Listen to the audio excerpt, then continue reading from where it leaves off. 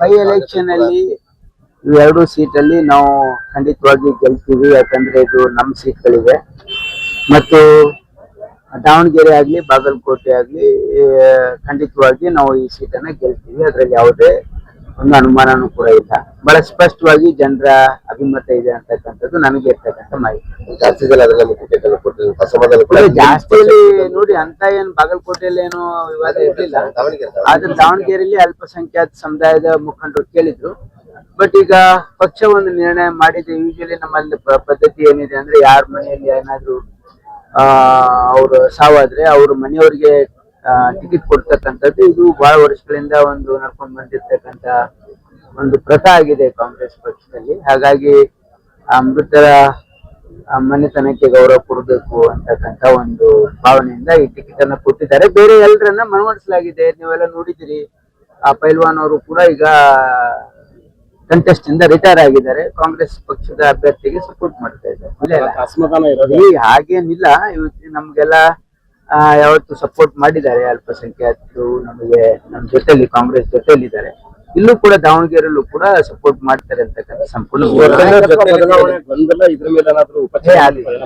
ಯಾವ ಗೊಂದಲನೇ ಇಲ್ಲ. ಅದು ಎಲ್ಲ ಗೊಂದಲ ಎಲ್ಲ ಮಾಧ್ಯಮ ಸೃಷ್ಟಿ. ಬಹಳ ಸ್ಪಷ್ಟವಾಗಿ ಸಿದ್ದರಾಮಯ್ಯ ಅವರು ಹೇಳಿದ್ದಾರೆ. ಅವರು ಜನ ತೀರ್ಮಾನ ಹೈಕಮಾಂಡ್ ಮಾಡ್ತದೆ ಅಂತ ಬಹಳ ಸ್ಪಷ್ಟವಾಗಿ ಹೇಳಿದ್ದಾರೆ. ಅದು ಇಬ್ರು ನಾಯಕರು ಹೇಳಿದ್ದಾರೆ. ಅದಕ್ಕೆ ಪಕ್ಷದಲ್ಲಿ ಏನೋ ಗೊಂದಲ ಇಲ್ಲ, ಸರ್ಕಾರದಲ್ಲಿ ಯಾವುದೂ ಗೊಂದಲ ಇಲ್ಲ. ಗೊಂದಲ ಇರ್ತಕ್ಕಂಥದ್ದು ಮಾಧ್ಯಮದಲ್ಲಿ ಸೃಷ್ಟಿ. ಅಪೋಸಿಷನ್ ಇದೆಲ್ಲ ಆಗಲ್ಲ. ನಮ್ಮ ನೋಡಿ ನಾಯಕರು ಹೇಳಿದ್ದಾರೆ. ಯಾಕಂದ್ರೆ ನೀವು ಪ್ರಶ್ನೆ ಲೀಡಿಂಗ್ ಕ್ವಶನ್ ಕೇಳಲ್ವಾ? ಈಗ ಕೇಳಿದಾಗ ಅವ್ರು ರಿಯಾಕ್ಟ್ ಮಾಡ್ತಾರೆ ಬೇರೆ ಬೇರೆ ನಾಯಕರು. ಹಾಗಾಗಿ ಪಕ್ಷದಲ್ಲಿ ಏನೋ ಗೊಂದಲ ಇಲ್ಲ, ಬಹಳ ಸ್ಪಷ್ಟತೆ ಇದೆ.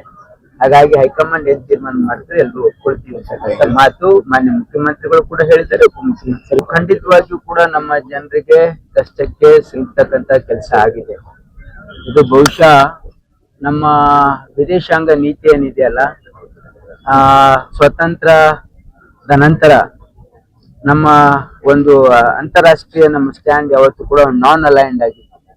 ಯಾವುದೇ ದೇಶಕ್ಕೆ ನಾವು ಯಾವುದೇ ರೀತಿಯಿಂದ ನಾವು ಅಲೈನ್ ಆಗೋದಿಲ್ಲ. ನಾವು ಸ್ವತಂತ್ರವಾಗಿ ಎಲ್ಲಾ ದೇಶದ ಸ್ವಾತಂತ್ರ್ಯವನ್ನ ಗೌರವಿಸ್ತಕ್ಕಂಥದ್ದು ಇದು ನಮ್ಮ ಪರಂಪರೆನೂ ಕೂಡ ಇದೆ. ಇದು ನಮ್ಮ ದೇಶದ ನೀತಿನೂ ಕೂಡ ಆಗಿತ್ತು.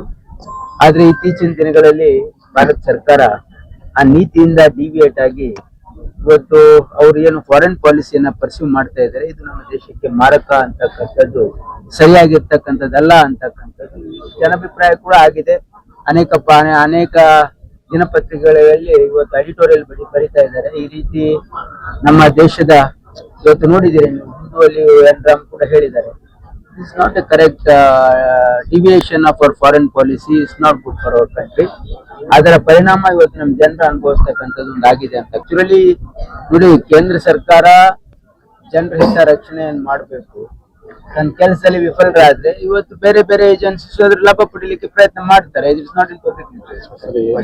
ನೋಡಿ, ಕೋಡ್ ಆಫ್ ಕಂಡಕ್ಟ್ ಇದೆಯಲ್ಲ, ಎರಡು ಕೋಡ್ ಆಫ್ ಕಂಡಕ್ಟ್ ಮುಗಿದ ತಕ್ಷಣ ಇವತ್ತು ನಾವು ಎಲ್ಲ ಒಂದು ಇಂಟರ್ನಲ್ ರಿಸರ್ವೇಶನ್ ಬಗ್ಗೆನೂ ಕ್ಯಾಬಿನೆಟ್ ಒಂದು ಮೀಟಿಂಗ್ ಕರೆದಿದ್ರು. ಅದೆಲ್ಲ ಗೊಂದಲಗಳನ್ನ ಪರಿಹರಿಸಿ ಇಮಿಡಿಯೇಟ್ಲಿ ರಿಕ್ರೂಟ್ಮೆಂಟ್ ಗೆ ಇವತ್ತು ಬಜೆಟ್ ಅನೌನ್ಸ್ಮೆಂಟ್ ಇದೆ. ಅದು ಯಾವುದೇ ಬಜೆಟ್ ಅನೌನ್ಸ್ಮೆಂಟ್ ಆದ್ರೆ ಪ್ರಯಾರಿಟಿ ಇನ್ ಇಂಪ್ಲಿಮೆಂಟೇಷನ್ ಹೇಳೋದು ಬೇರೆ. ನೋಡಿ, ಎಲ್ಲಾ ದೇಶಗಳು ಹೇಳ್ತಾರೆ ಪಾಪ. ಆದ್ರೆ ನಾವು ಯಾವ ರೀತಿ ನಮ್ಮ ವರ್ತನೆ ಇದೆ, ನಾವು ಇಸ್ರೇಲ್ ಹೋಗ್ತಕ್ಕಂಥದ್ದು ಏನು ಅವಶ್ಯಕತೆ ಇತ್ತು, ಇವೆಲ್ಲ this is not right. I don't know who is advising the honourable prime minister. This is not good for our country. ಇಂಥ ಸಂದರ್ಭದಲ್ಲಿ ವಿ ಶುಡ್ ನಾಟ್